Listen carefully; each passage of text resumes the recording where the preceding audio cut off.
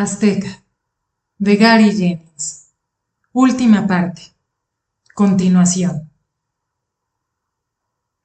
Algunos de ellos trataron de permanecer ocultos en sus escondites, mientras los soldados pasaban por allí, pues tenían la esperanza de matar por lo menos a uno de ellos lanzándole una jabalina o una macuahuitl por detrás. Pero ninguno tuvo esa oportunidad, ya que los encontraban rápidamente por medio de los perros. Esos sabuesos podían oler a un hombre desde mucha distancia, sin importar lo bien escondidos que pudieran estar, y si ellos mismos no acababan con él, por lo menos descubrían su posición a los soldados. Entonces, en cuanto un área quedaba libre de peligro y de defensores, las cuadrillas de trabajadores empezaban a utilizar sus herramientas de demolición, limpiando todo a su paso. Echaron abajo casas, torres, templos y monumentos, y le prendieron fuego a todo lo que podía arder. Cuando terminaron de hacer eso, solo quedaba una tierra lisa y llana. Eso equivalía a un día de trabajo. Al siguiente día, los cañones podían avanzar mejor sin ningún impedimento en su camino, y luego cañoneaban otra parte de la ciudad, a lo que seguirían sus soldados, sus perros y sus demoledores. Así lo hicieron día tras día, y la ciudad iba desapareciendo poco a poco, como si fuera comida por los dioses. Nosotros, los que todavía no estábamos en esa parte de la ciudad, podíamos ver desde nuestras azoteas cómo avanzaban y cómo al nivelar la ciudad se iban acercando cada vez más a nosotros. Recuerdo el día en que los destructores llegaron al corazón del único mundo.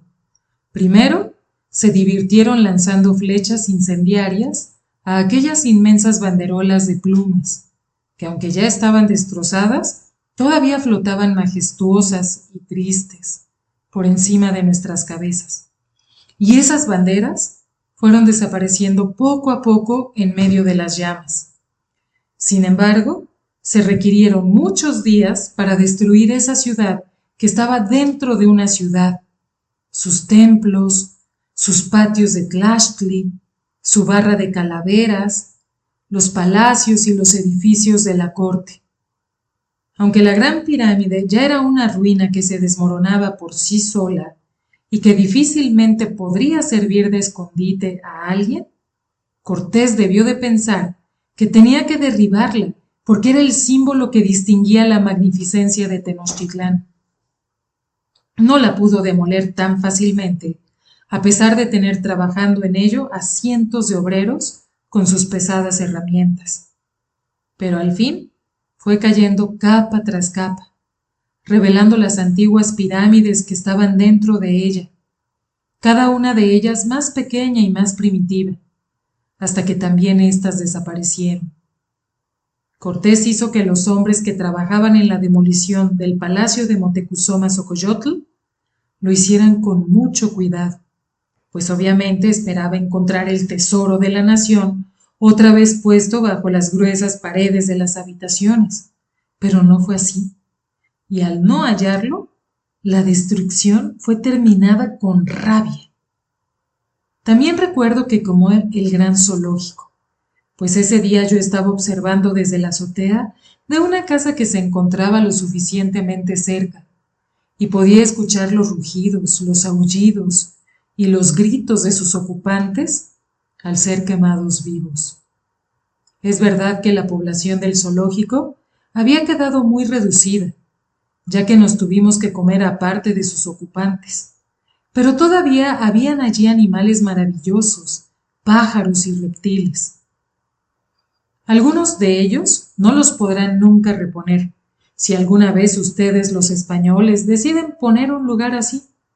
Por ejemplo, en aquel tiempo, el zoológico exhibía unos jaguares totalmente blancos, un tipo de animal muy raro, que nosotros los mexica nunca antes habíamos visto y que nunca más se volverán a ver. Cuauhtémoc, conociendo bien la debilidad de sus guerreros, les dio órdenes de que solamente lucharan en retirada, obstaculizando el avance del enemigo lo más posible y tratando de matar a la mayor parte de los invasores. Pero los mismos guerreros estaban tan indignados y enfurecidos por la demolición del único mundo que, desobedeciendo las órdenes y sacando fuerzas de flaqueza, tomaron la ofensiva. Así es que muchas veces, surgiendo de entre los escombros, golpeaban sus escudos y lanzaban sus gritos de guerra atacando. Incluso nuestras mujeres estaban tan enfurecidas por eso que se les unieron y tiraron nidos llenos de avispas desde las azoteas de sus casas, y piedras y otras cosas menos mencionables sobre las cabezas de los destructores. Nuestros guerreros sí mataron a algunos de los soldados y de los demoledores, y atrasaron en lo que pudieron su obra de destrucción. Pero muchos de nuestros hombres murieron haciendo eso, y cada vez tenían que retroceder más. Sin embargo, para no temer ese hostigamiento, Cortés mandó que sus cañones continuaran hacia el norte, abatiendo la ciudad por ese lado, y sus soldados, sus perros y sus obreros siguieron a los cañones, dejando el terreno liso por donde iban pasando. A que avanzaron hacia el norte se debe el que no destruyeran esta casa del canto en la cual estamos sentados ahora, y a que dejaran algunos pocos edificios en pie, aunque no muy importantes, en la mitad del sur de la isla. Sin embargo, no quedaron muchos edificios en pie en ninguna parte, y los pocos que resistieron parecían como si fueran los últimos dientes en la boca desdentada de un anciano. Y mi casa no fue de las que quedaron en pie. Supongo que debo de estar contento de que cuando mi casa fue demolida, yo no estuviera adentro, pero por ese tiempo, toda la población que quedaba en la ciudad se había ido a refugiar al barrio de Tlatelolco, y en medio de él, para quedar lo más lejos posible del incesante tronar de los proyectiles de los cañones y de las flechas incendiarias que lanzaban los barcos que rodeaban la isla. Los guerreros y los supervivientes, que estaban más fuertes, vivían en las partes abiertas del mercado, mientras que las mujeres y la gente más débil se amontonaban en las casas, ya de por sí llenas, de la gente de ese barrio. Cuauhtémoc y su corte ocupaban el antiguo palacio que había sido de Moquihuix, el último gobernante de Tlatelolco, cuando esa ciudad todavía era independiente. Como yo formaba parte de esa corte, pues ya era un señor, se me concedió un pequeño cuarto que compartía con Beu. Aunque había protestado otra vez en contra de ser movida de su casa, esa vez yo la cargué en mis brazos. Así, con Cuauhtémoc y muchos otros más, estuve parado en la pirámide de Tlatelolco, viendo cómo los demoledores de Cortés llegaban a Ixcacualco, el barrio en donde yo había vivido. No pude ver entre el humo del cañón y el polvo de la cal pulverizada en qué momento exacto cayó mi casa. Pero cuando el enemigo se retiró antes de que el día terminara, el barrio de Ixcacualco era, como la mayor parte del extremo sur de la isla, un desierto vacío. No sé si jamás Cortés llegó a saber que cada pochtecatl rico de nuestra ciudad tenía en su casa, al igual que yo, un cuarto en donde esconder su tesoro. Por lo visto no lo sabía entonces, porque su grupo de trabajadores tiraron todas las casas con la mayor indiferencia, y entre el humo y el polvo del derrumbamiento de cada casa, nadie jamás alcanzó a ver los paquetes envueltos o los bultos de oro, joyas, plumas, tintes y demás que quedaron enterrados entre el escombro y que más tarde fue hecho a un lado para dar lugar a la ampliación de la ciudad. Por supuesto que si Cortés se hubiera apoderado de todos esos objetos valiosos que tenían los Posteca, estos hubieran sido solo una fracción del tesoro perdido hasta la fecha. Pero todo eso aún hubiera constituido un regalo capaz de asombrar y de alegrar a su rey don Carlos.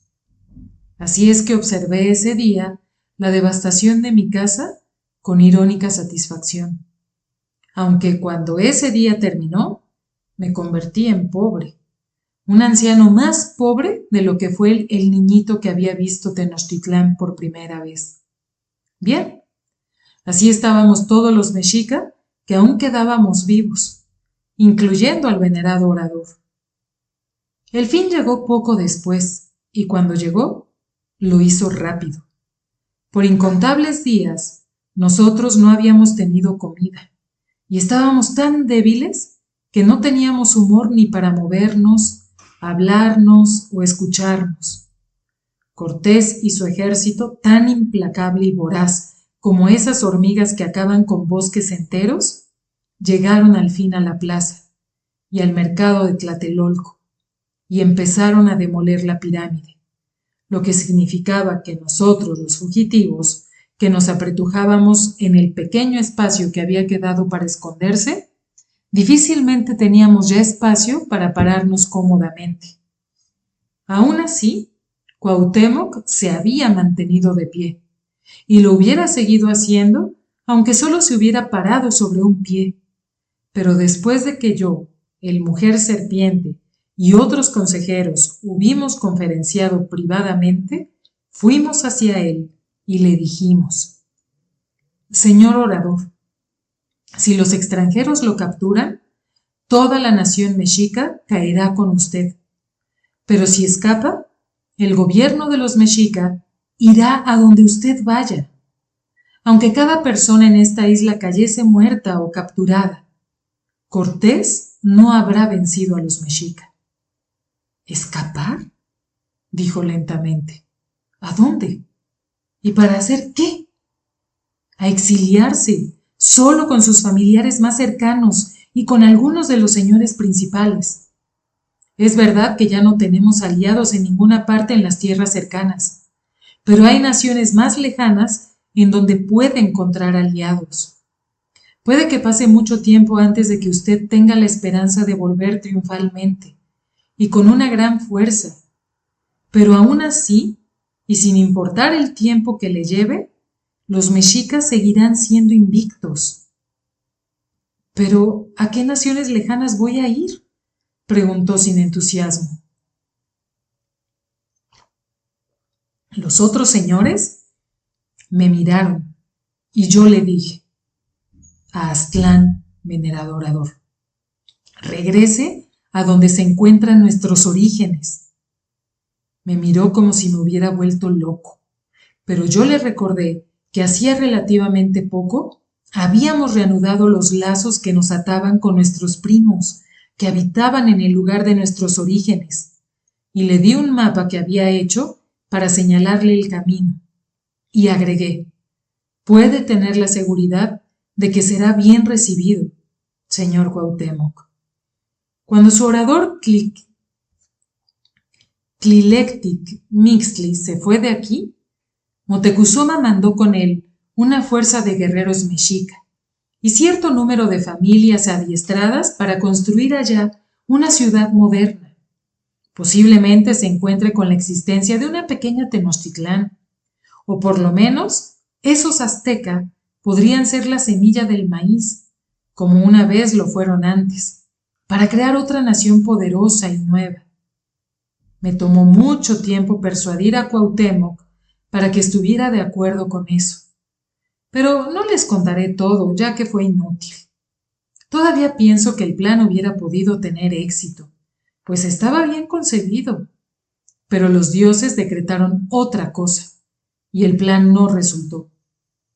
Al atardecer, cuando los botes de batalla cesaban su cañoneo, después de un largo día de trabajar y empezaban a volver hacia la tierra firme, un buen número de nuestros hombres acompañó a Cuauhtémoc y a las personas que se habían escogido para acompañarlos a la orilla de la isla.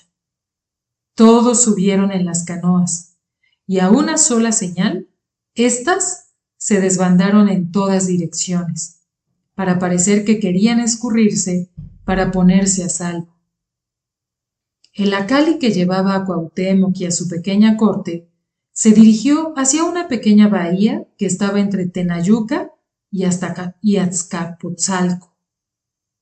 Como no había habitantes allí, o si los había eran muy pocos, era de suponer que no habría guardias o centinelas o algún campamento de Cortés, y Cuauhtémoc podría con facilidad deslizarse desde allí hacia el norte, tierra adentro, hacia el Aztlán. Sin embargo, los botes de guerra se dieron cuenta de esa repentina salida de los Acaltin desde la isla y regresaron navegando lo más rápido que pudieron para determinar si en realidad llevaban una ruta.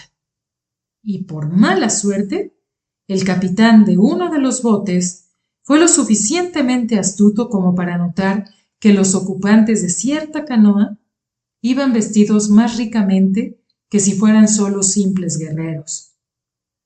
Ese barco dejó caer unos ganchos de hierro sobre la canoa y capturándola, la sujetó fuertemente hacia uno de sus costados y subiendo al venerado orador al barco, lo llevó directamente ante el capitán general Cortés. Aunque no estuve presente en ese encuentro, supe más tarde lo que Cuauhtémoc dijo a Cortés por medio de su intérprete Malintzin. Yo no me rindo. Era por el beneficio de mi gente que los estaba eludiendo, pero como me han atrapado limpiamente, y señaló la daga que Cortés llevaba al cinto, y puesto que estamos en guerra, yo merezco y exijo que me maten como a un guerrero. Le pido que me mate ahora, aquí, en donde estoy parado. Magnánimo en su victoria, o por lo menos untuoso, Cortés dijo: no, vos no os habéis rendido, ni habéis cedido vuestro reino. Por lo tanto, rehúso mataros, e insisto en que conservéis el mando de vuestra gente, ya que tenemos mucho que hacer, y rezo porque vos me ayudéis a lograrlo. Hagamos entre los dos una ciudad con mucha más grandeza, mi estimado señor Cuauhtémoc. Cortés probablemente pronunció Guauhtémoc como siempre lo hizo después. Creo que ya hace algún tiempo les mencioné a ustedes, reverendos frailes, que el nombre de Cuauhtémoc significa águila que cae sobre su presa. Pero supongo que era inevitable y hasta más adecuado que después de ese día, que en nuestro calendario fue 1 serpiente de nuestro año 3 casa, y que en el de ustedes fue el 13 de agosto de su año 1521, el nombre de nuestro último venerado orador fuera siempre y desde entonces traducido al español como el águila caída. Por algún tiempo después de la caída de Tenochtitlán, la vida no cambió mucho en el único mundo. Fuera del área inmediata de la Triple Alianza, ninguna otra parte de estas tierras había sido devastada de esa manera, y probablemente había todavía muchos lugares en donde la gente ni siquiera se había dado cuenta de que ya no vivían en el único mundo, sino en un lugar llamado la Nueva España. Aunque habían sido abatidos cruelmente por esa nueva y misteriosa enfermedad, ellos casi nunca tuvieron a un español o a un cristiano, así es que no tuvieron nuevas leyes o dioses impuestos por ellos, y siguieron con sus formas acostumbradas de vida, recogiendo la cosecha, cazando, pescando y demás, como lo habían hecho durante gavillas de años antes. Sin embargo, aquí, en las tierras del lago, toda la vida cambió y fue difícil para nosotros. Nunca se nos hizo fácil ese cambio, y dudo que alguna vez lo sea. Al día siguiente de que Cuauhtémoc fue capturado, Cortés concentró toda su atención y energía en la reconstrucción de esta ciudad, aunque más bien debería decir nuestra energía, pues decretó que como había sido por culpa de nosotros, los imprudentes mexica, el que Tenochtitlán fuera destruida, nosotros seríamos los responsables de la restauración de dicha ciudad como la Ciudad de México. Aunque sus arquitectos fueron los que hicieron los planos, sus artesanos los que supervisaron la obra, y sus más brutales soldados los que movieron los látigos para que el trabajo fuera hecho, fue nuestra gente la que lo hizo. Y fuimos nosotros los que proporcionamos los materiales, y si queríamos comer después de nuestro trabajo, éramos nosotros los que nos teníamos que proporcionar esa comida. Así que los canteros de Xaltocan trabajaron como nunca lo habían hecho en toda su vida. Y los carpinteros arrasaron con todos los bosques de las colinas del lago y cortaron vigas y tablas. Y nuestros guerreros hipoxteca se convirtieron en forrajeadores y cargadores de alimentos y de todas las demás necesidades que pudieron arrancar por la fuerza de las tierras circunvecinas. Y nuestras mujeres, cuando no eran molestadas abiertamente por los soldados blancos e incluso violadas enfrente de todo el que lo quería ver, eran empleadas como cargadoras y mensajeras, y hasta a los niños pequeños se les ponía a trabajar mezclando la cal. Por supuesto, las cosas más importantes fueron las que se atendieron primero. Los acueductos rotos fueron reparados y se pusieron los cimientos de lo que sería su iglesia catedral, enfrente de la cual se levantó el pilar de ajusticiamiento y la horca. Esas fueron las primeras estructuras en funcionar en esta nueva Ciudad de México, pues se utilizaban con frecuencia para inspirarnos a hacer una labor más incesante y consciente. Aquellos que flojeaban en cualquier tarea eran estrangulados en la horca o se les grababa con fuego, prisionero de guerra, en las mejillas. Y luego eran expuestos en el pilar para que los extranjeros les lanzaran piedras y excremento de caballo, o eran azotados con los látigos de los capataces. Pero los que trabajaban muy duro morían con la misma frecuencia que los débiles, a causa de que muchas veces los obligaban a cargar piedras tan pesadas que se destripaban. Yo fui mucho más afortunado que los demás, puesto que Cortés me dio trabajo como intérprete, con todas las instrucciones que tenían que dar los arquitectos a los albañiles, con todas las leyes nuevas, proclamas y edictos, y todos los sermones que se tenían que traducir a la gente. Había demasiado trabajo para que Malintzin lo pudiera hacer ella sola.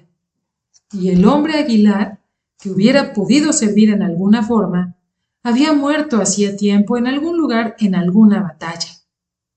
Por eso Cortés me empleó y hasta me pagaba un pequeño salario en moneda española, además de darnos alojamiento a mí y a Beu en su espléndida residencia, ya que se había apropiado lo que en un tiempo fue el Palacio de Campo de Moctezuma, cerca de Cuanáhuac, en donde vivía en compañía de Malintzin, de sus oficiales y concubinas, y en donde vigilaba a Cuauhtémoc, a su familia y a sus cortesanos.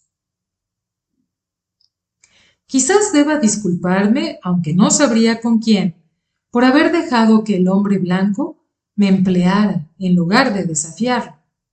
Pero como las batallas ya habían terminado y como no había perecido en ellas, parecía que mi tonali había ordenado que por lo menos durante un tiempo debería luchar por no perecer. Una vez, hacía ya tiempo que se me había pedido: sostente en pie, aguanta, recuerda. Y eso estaba determinado a hacer. Durante un tiempo, una parte principal de mis deberes como intérprete consistieron en traducir las exigencias incesantes e insistentes de Cortés, por saber qué se había hecho del tesoro desaparecido de los mexica. Si hubiera sido más joven y hubiera estado en condiciones de trabajar en cualquier tipo de comercio, para poder mantenerme a mí y a mi esposa, que cada vez estaba más enferma, en ese mismo momento hubiera dejado ese trabajo tan humillante. Tenía que sentarme junto a Cortés y a sus oficiales como si fuera uno de ellos, mientras ellos maltrataban e insultaban a mis compañeros señores, llamándolos indios malditos, mentirosos, ambiciosos, avarientos, traidores y codiciosos. Me sentía todavía más avergonzado cuando tenía que traducir las preguntas que repetidas veces se le hacían al güey Tlatoani Cuauhtémoc, a quien Cortés ya no trataba con unción, ni siquiera con respeto. Ante las repetidas preguntas de Cortés, Cuauhtémoc solo respondía, ya fuese porque solo eso podía responder o solo quería responder eso con la siguiente respuesta. Que yo sepa, capitán general, mi predecesor Cuitláhuac dejó el tesoro en el mismo lugar en donde usted lo tiró en el lago. A lo que Cortés respondía enojado. He enviado a mis mejores nadadores y a los suyos, y solo han encontrado lodo. Y Cuauhtémoc solo quería o podía contestar. El lodo es muy suave. Sus cañones hicieron que todo el lago de Texcoco temblara. Un objeto de oro es lo suficientemente pesado como para hundirse profundamente en el océano, en el cieno. Y todavía me sentí mucho más avergonzado el día que tuve que observar cómo se persuadía a Cuauhtémoc y a dos viejos de su consejo de voceros que lo habían acompañado a responder en esa sesión de preguntas. Después de que hube traducido sus mismas palabras no sé cuántas veces más, Cortés se puso furioso. Ordenó a sus soldados que trajeran de la cocina 3 braseros encendidos e hizo que los 3 señores mexica pusieran sus pies sobre los braseros mientras les hacía las mismas preguntas y ellos, apretando los dientes por el dolor, le dieron las mismas respuestas. Por fin, Cortés, levantando sus manos en un gesto de disgusto, salió a grandes zancadas de la habitación. Los 3 señores se sentaron con cuidado sobre sus rodillas, sobre sus sillas, y sacaron los pies de las brasas, y lentamente se dirigieron hacia sus cuartos. Los 2 ancianos y el hombre joven, tratando de ayudarse los unos a los otros lo más que podían, cojearon sobre sus pies ennegrecidos y llenos de ampollas, y escuché que uno de los viejos gimió. «Haya, señor orador, ¿por qué no les dice algo diferente? Cualquier cosa. Esto me duele horriblemente». «Silencio», le dijo Cuauhtémoc cortante. «¿Crees acaso que yo estuve en un lecho de flores?» Aunque odiaba a Cortés tanto como a mí mismo por la asociación que tenía con él, me detuve de comentar o hacer cualquier cosa que pudiera enfurecerlo y poner en peligro mi situación, de por sí frágil, pues en 1 o 2 años más habría muchos de mis compañeros que con gusto me sustituirían como intérpretes de Cortés y que lo podrían hacer perfectamente. Cada vez más y más gente mexica y de otros pueblos de la Triple Alianza y fuera de esta también, se estaban apresurando a aprender el español y a convertirse al cristianismo. No lo hacían por obsequiosidad, sino por ambición y hasta por necesidad.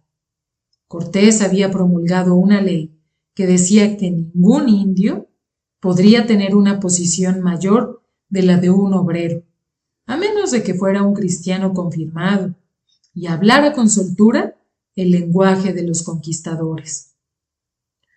Los españoles ya me conocían a mí como don Juan Damasceno y a Malintzin como doña Marina, y a las concubinas de los españoles como doña Luisa y doña María Inmaculada, y nombres por el estilo. Y algunos nobles habían sucumbido a la tentación de las ventajas que podían gozar siendo cristianos y hablando el español. Por ejemplo, el que antes había sido el Mujer Serpiente llegó a ser don Juan Tlacotl Velázquez, pero como era de esperarse, muchos de los que una vez fueron Pipiltín, desde Cuauhtémoc para abajo, desdeñaron la religión de los hombres blancos, sus lenguajes y sus nombres. Sin embargo, a pesar de lo admirable de su posición, eso fue un error, pues no les dejó nada más que su orgullo. Fue la gente de la clase baja, la de la clase media más baja, y aún los esclavos de la clase tlacotli, los que asediaban a los frailes misioneros y capellanes para ser instruidos en el cristianismo y para ser bautizados con nombres españoles. Ellos fueron los que aprendieron a hablar el español y los que con gusto entregaban a sus hermanas e hijas como pago a los soldados españoles que tenían la inteligencia y educación suficiente como para enseñarles. Así fue como los seres más mediocres y las piltrafas de la sociedad, al carecer de un orgullo nato, pudieron librarse a sí mismos de esas labores pesadas y se pusieron al frente de ellas, sobre todo aquellos quienes en días pasados habían sido sus superiores, sus gobernantes, hasta sus dueños. A todos esos oportunistas, blancos por imitación, como les llamábamos nosotros, se les concedieron más adelante puestos en el creciente gobierno de la ciudad y fueron hechos jefes de los pueblos circunvecinos y hasta de algunas provincias sin importancia. Eso pudo haberse considerado como algo digno de admiración, que un don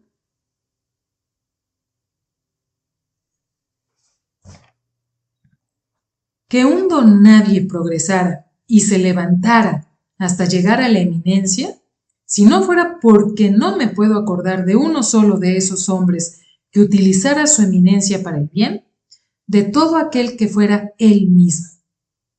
De pronto, se encontraba por encima de todos los que antes habían sido sus superiores e iguales, y hasta allí llegaba toda su ambición, ya sea que hubiera adquirido el puesto de gobernador provincial o solo el de velador de alguna obra en construcción. Se convertía en un déspota para todos los que estaban bajo su mando. El velador podía denunciar como flojo o borracho a cualquier trabajador que no se congraciara con él o que no lo sobornara con regalos. Y podría condenar a aquel obrero desde que lo marcaran en las mejillas hasta que lo ahorcaran. El gobernador humillaba a los que en un tiempo habían sido señores y señoras, y que para entonces eran cargadores de basura y barrenderos de las calles, mientras que obligaba a sus propias hijas a someterse a lo que ustedes los españoles llaman los derechos de señoría. Sin embargo, con toda justicia, debo decir que la nueva nobleza de cristianos que hablaban el español se comportaban de igual manera con todos sus paisanos. Así como humillaban y atormentaban a los que antes habían pertenecido a las clases más altas, también maltrataban a las clases bajas de las que ellos mismos provenían. Hacían la vida de todos, a excepción de las de sus superiores, mucho más miserable de lo que desde hacía años había sido el más miserable de los esclavos. Y aunque toda esa nueva sociedad puesta al revés no me afectaba en lo personal, sí me preocupaba al darme cuenta de que, como le dije a Beu, esos blancos por imitación son la gente que escribirá nuestra historia en el futuro.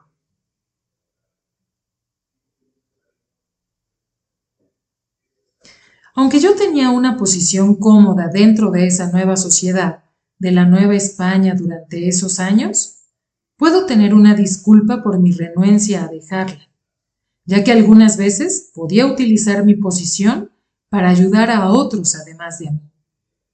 Cuando menos, de vez en cuando, si Malintzin o algún otro de los nuevos intérpretes no estaban presentes para traicionarme, podía utilizar mi traducción para enfatizar la súplica de alguna persona que buscaba un favor o mitigar el castigo de alguien acusado como malhechor. Mientras tanto, como Beu y yo gozábamos de sostenimiento y alojamiento gratis, pude guardar mi poco salario para el caso de que algún día, ya fuera por un error mío o porque Beu empeorara en su condición, se me expulsara de mi empleo y por lo tanto del palacio de Cuauhnáhuac. Sin embargo, como sucedieron las cosas, dejé ese trabajo por mi voluntad y sucedió de este modo. Cerca del tercer año después de la conquista, Cortés, que era un hombre impaciente, ya se encontraba incómodo en su papel tan poco aventurero de administrador de muchos detalles y árbitro de disputas sin importancia. Para entonces, ya se había reconstruido gran parte de la Ciudad de México y los edificios todavía no terminados estaban ya muy adelantados. Entonces, como ahora, cada año llegaban unos 1000 hombres blancos a la Nueva España, la mayoría con sus mujeres blancas, quienes se aposentaban dentro o alrededor de la región del lago, creando sus propias pequeñas Españas en las mejores tierras y apropiándose de nuestra gente más robusta como prisioneros de guerra para trabajar en sus tierras. Todos los recién llegados consolidaron sus posiciones de hacendados de una manera tan firme y veloz que una insurrección en su contra era algo inconcebible. La Triple Alianza se había convertido irreparablemente en la Nueva España y, según tengo entendido, estaba funcionando tan bien como Cuba o cualquier otra colonia española, con su población indígena subyugada y resignada, aunque a simple vista se veía que no eran felices ni se sentían cómodos con ese vasallaje. Cortés parecía confiado de que sus oficiales y sus blancos por imitación eran capaces de mantener el orden. Él quería conquistar nuevas tierras, o para ser más preciso, quería ver más de cerca las tierras que ya consideraba que eran suyas. Capitán general, le dije, usted ya está familiarizado con la tierra que está entre las costas del este y aquí. Las tierras en este lugar y la costa occidental son casi iguales, y hacia el norte son tierras áridas, que casi no vale la pena de ver. Pero hacia el sur, al sur de aquí, hay cordilleras majestuosas de montañas y valles verdes y bosques impresionantes, y más al sur de todo está la selva pavorosa, virgen e infinitamente peligrosa, pero tan llena de maravillas que ningún hombre debe vivir su vida sin haber penetrado en ella. Entonces, hacia el sur, gritó, como si ya estuviera ordenando que una tropa saliera en ese mismo momento. ¿Tú ya has estado allí? ¿Conoces el lenguaje? ¿Conoces la tierra? Le contesté que sí a todas sus preguntas, a lo cual me dio una orden. Tú nos guiarás. Capitán general, le dije, tengo 58 años de edad. Ese es un viaje para hombres jóvenes, de buena condición y fuerza. Te proporcionaré una silla de manos y cargadores, y también unos compañeros muy interesantes, me dijo, y me dejó abruptamente para ir a escoger a los soldados que irían en la expedición. Así que yo no tuve la oportunidad de decirle nada acerca de lo poco práctico que sería una silla de manos en las faldas empinadas de las montañas o en la selva enmarañada. Pero la idea de ir no me molestó. Estaría bien hacer un último viaje largo a través de este mundo antes de mi último y más largo viaje todavía hacia el otro mundo. Aunque Beu se quedara sola mientras yo estaba fuera, estaría en buenas manos. Los sirvientes de palacio que conocían su condición siempre la habían atendido bien, con bondad, y eran muy discretos. Y Beu solo tendría que ser prudente y no llamar la atención de ninguno de los residentes españoles. En cuanto a mí, a pesar de que era un anciano según el calendario, no me sentía decrépito ni inútil. Si pude sobrevivir al estado de sitio de Tenochtitlán como lo había hecho, me supuse que podría sobrevivir a los rigores exigidos por la expedición de Cortés.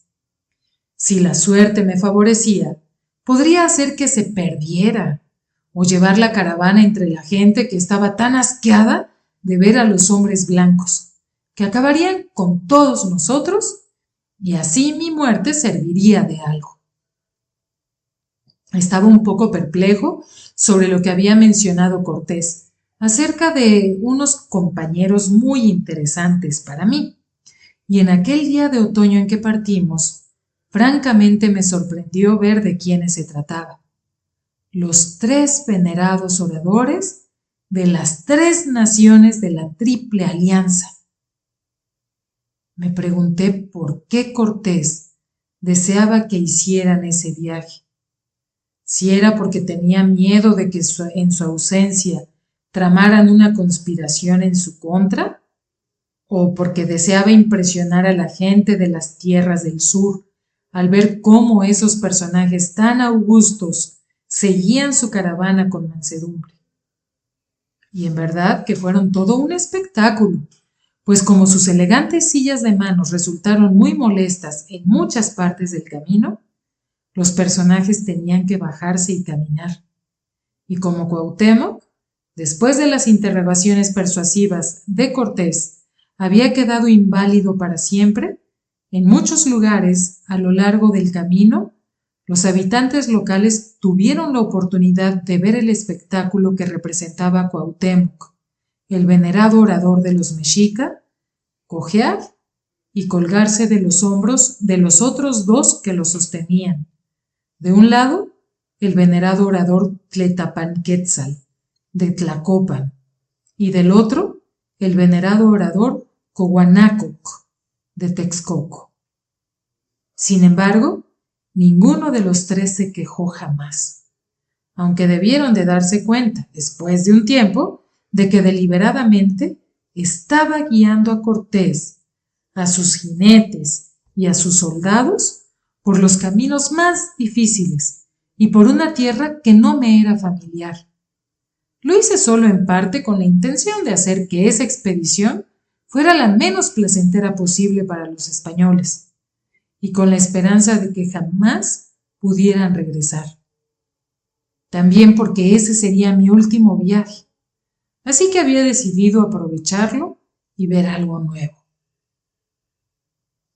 Después de llevarlos por las montañas más duras de Huaxyacac y luego a través de los cereales desolados en esa tierra angosta que está entre los mares del norte y del sur, me desvié hacia el noroeste, conduciéndolos por los pantanos más profundos de la tierra de Chipilo, de la tierra de Cupilco, y allí fue en donde por fin, asqueado de los hombres blancos, asqueado de mi asociación con ellos, me fui y los dejé.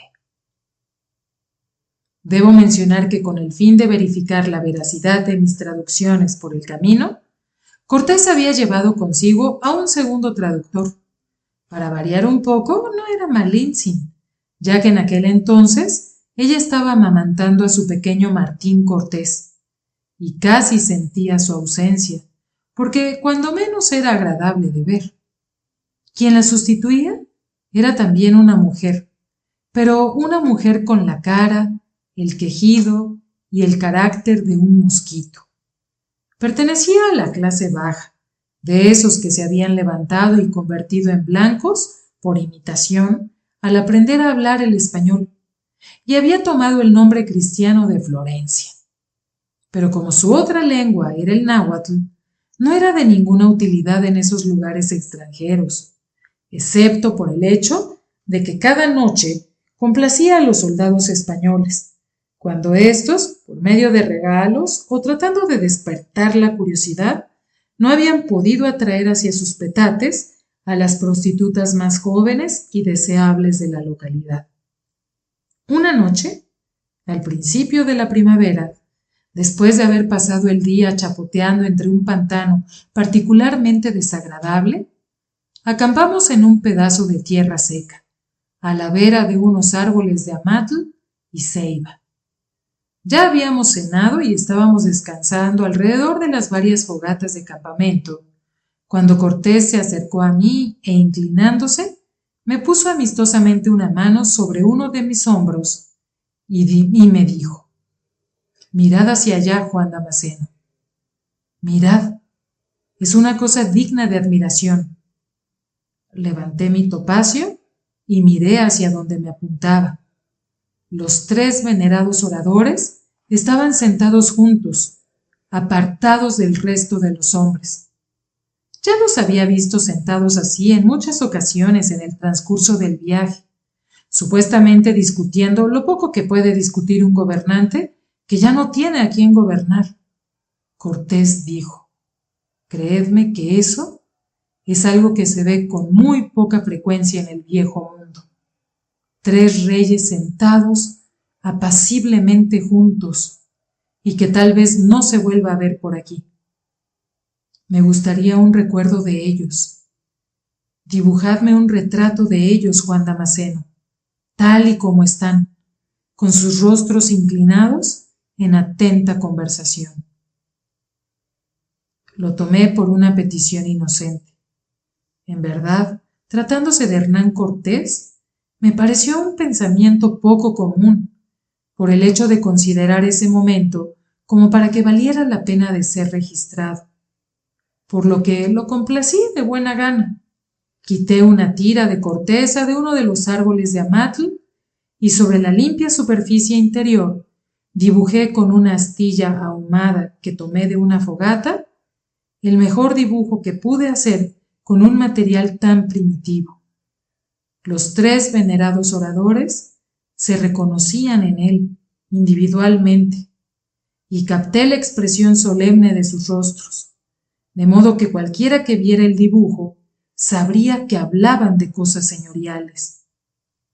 No fue sino hasta la mañana siguiente que tuve motivo para lamentar de nuevo el haber roto mi antiguo juramento de no dibujar más retratos por miedo de traerles mala suerte a quienes dibujaba. «Muchachos, hoy no nos pondremos en camino», anunció Cortés al levantarnos, «porque en este día tendremos la desagradable tarea de llevar a efecto una corte marcial». Sus soldados lo miraron tan extrañados y perplejos como lo hicimos los venerados oradores y yo. «Doña Florencia», dijo Cortés, con un gesto hacia la mujer que sonreía afectadamente, «se ha tomado la molestia de escuchar las conversaciones entre nuestros 3 huéspedes distinguidos y los jefes de las aldeas por las que hemos pasado. Ella atestiguará que estos reyes han estado tramando con la gente de estos lugares para un levantamiento en masa en contra de nosotros. Y gracias a don Juan Damasceno, también tengo», y mostró el pedazo de corteza, «un dibujo que es la prueba convincente de que se encontraban en la más profunda de las conspiraciones». Los 3 oradores solo habían mirado despectivamente a la despreciable Florencia, pero la mirada que dirigieron a mí estaba llena de tristeza y desilusión. Me adelanté con rapidez y grité: «¡No es verdad!». Inmediatamente, Cortés sacó su espada y, recargando su punta en mi cuello, dijo: «Creo que tu testimonio y traducción en estos procedimientos no sería del todo imparcial.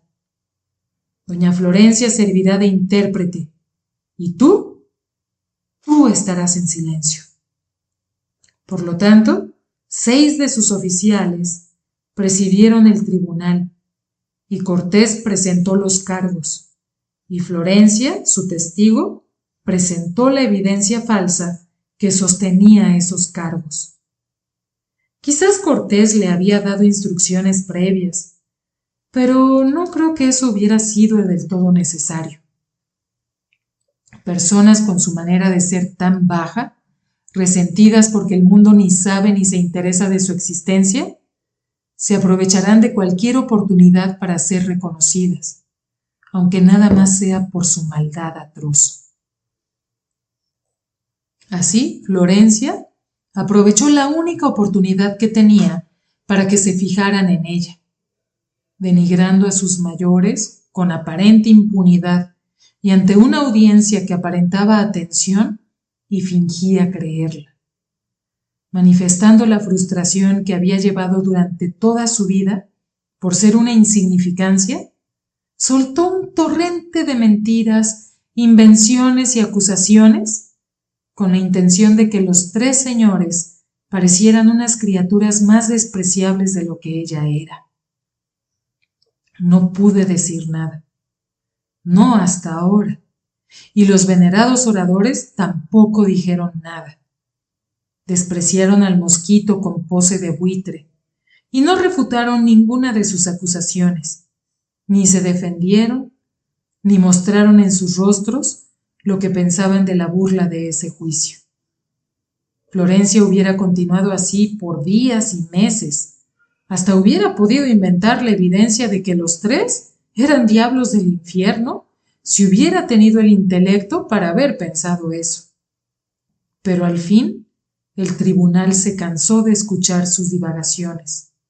Someramente le ordenaron callarse, y de la misma manera dieron el veredicto de que los 3 señores eran culpables de conspirar una revuelta en contra de la Nueva España. Sin protestar o reclamar, solo se intercambiaron despedidas irónicas entre ellos, y luego los 3 dejaron que los colocaran en fila bajo un árbol enorme de ceiba, y los españoles lanzaron las cuerdas sobre una rama conveniente y los ahorcaron a los 3 al mismo tiempo.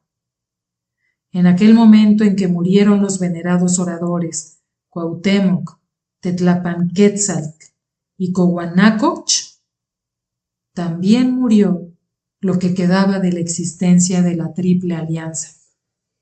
No sé la fecha exacta del año, porque no había llevado un diario en esa jornada, pero tal vez ustedes, reverendos escribanos, puedan calcular la fecha, porque cuando terminó la ejecución, Cortés gritó alegremente: «Bien, muchachos, vayamos de cacería, matemos algunas aves y hagamos una fiesta. Hoy es el último martes que podemos comer carne, el último día de carnaval».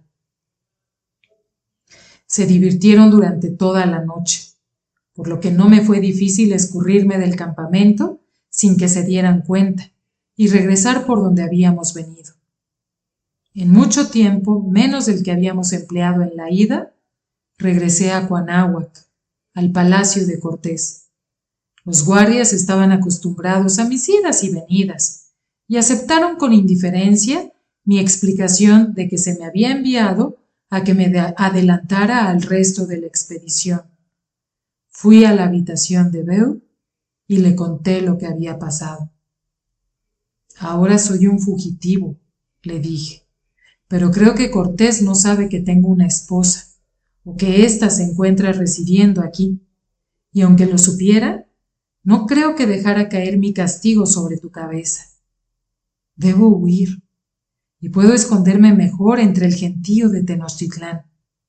Quizás pueda encontrar una choza vacía en la sección de la gente baja. No quisiera que vivieras entre tanta pobreza, luna que espera, cuando puedes permanecer aquí y estar cómoda». «Ahora somos fugitivos», me interrumpió con voz ronca, pero decidida. Hasta podré caminar si tú me guías hasta la ciudad, Sara. Discutí y supliqué, pero no cambió de parecer.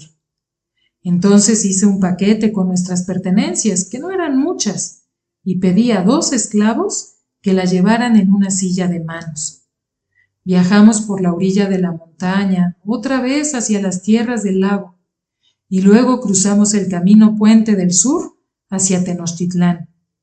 Y aquí hemos estado desde entonces. Otra vez le doy la bienvenida a su ilustrísima, después de una ausencia tan larga. ¿Viene usted a escuchar la conclusión de mi narración?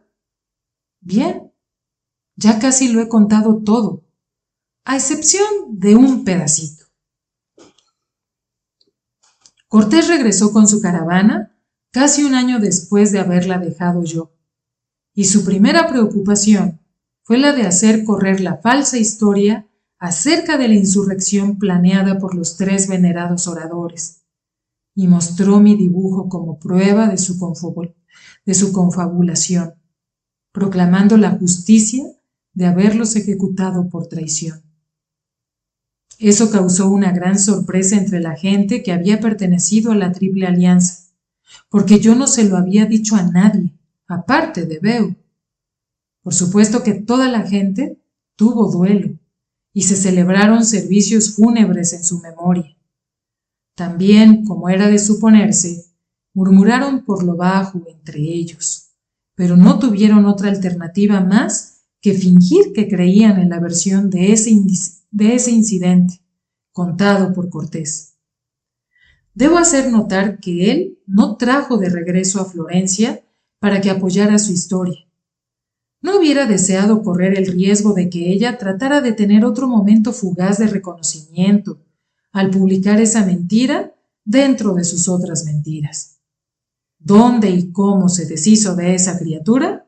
Nadie lo supo, o nadie se interesó jamás en investigar. Es seguro que Cortés se enojó porque deserté de su expedición, pero esa ira debió de esfumarse durante el año que transcurrió hasta su regreso, pues nunca ordenó que se me diera caza, o por lo menos nunca supe tal cosa. Ninguno de sus hombres anduvo indagando acerca de mi paradero. Ninguno de sus perros fue puesto a olfatear mi rastro. Así que Beu y yo seguimos viviendo como pudimos. Para entonces ya se había restaurado el mercado de Tlatelolco, aunque había quedado muy reducido de tamaño. Fui a ver qué se estaba comprando y vendiendo, por quién y a qué precios.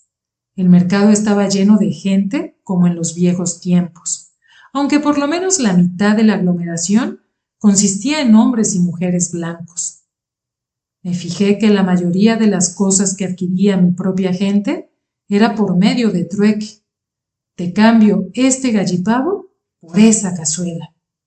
Pero los compradores españoles estaban pagando con monedas, ducados, reales y maravedíes.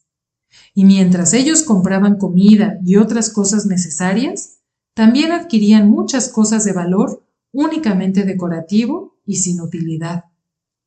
Al escucharlos, mientras conversaban y compraban, deduje que estaban comprando esas curiosas artesanías nativas para guardarlas por su valor de curiosidad o para enviarlas a sus parientes como recuerdos de la Nueva España. Como usted sabe, su ilustrísima, muchas banderas diferentes han tremolado en esta ciudad durante los años, desde su reconstrucción como la Ciudad de México. Se ha visto el estandarte personal de Cortés en azul y blanco con una cruz roja, y la bandera color sangre y oro de España, y la que lleva la imagen de la Virgen María, con lo que supongo que son sus colores reales, y una con un águila de 2 cabezas, significando el imperio, y otras cuyo significado me es desconocido.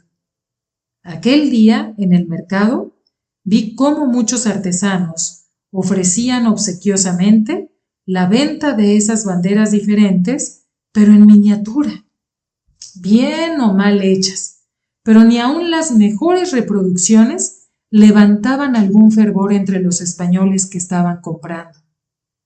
Y observé que los vendedores no estaban ofreciendo alguna réplica parecida de nuestro orgulloso símbolo de la nación mexica. Quizás temían ser acusados de apoyar simpatías contrarias a la paz y el buen orden.